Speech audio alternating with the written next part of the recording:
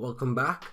In the last tutorial we created our database and connected to it. This tutorial we will be displaying the articles. So we're going to open up our coding editor and create a new file inside includes called article.php. And we are going to create a new class called article. Inside index.php we are going to include it.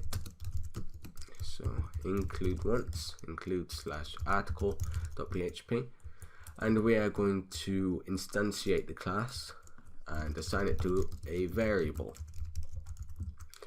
So now what we need to do is create the method to fetch the articles. So public function fetch all.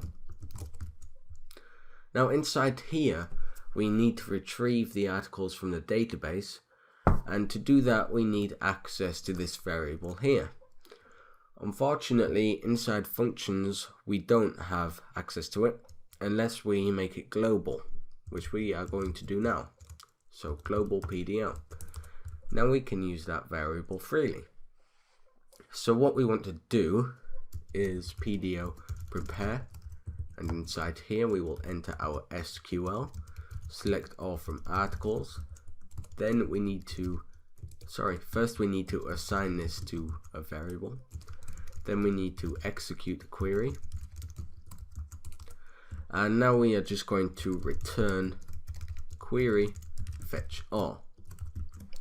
Now this is all PDO. If you don't understand it, as I said in my last tutorial, Alex does have a series on it, so go check that out.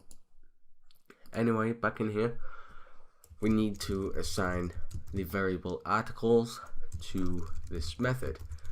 So what will happen here is we will go to article, fetch all method, we will select all from articles, we will execute the query, and the function will return all rows inside the table articles.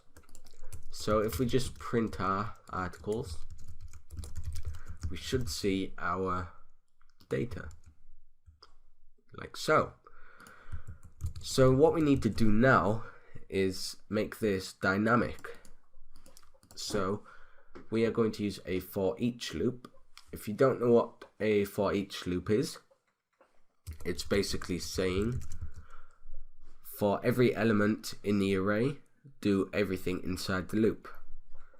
So for each articles as article, and just close this off. So for every element in the articles array, do this.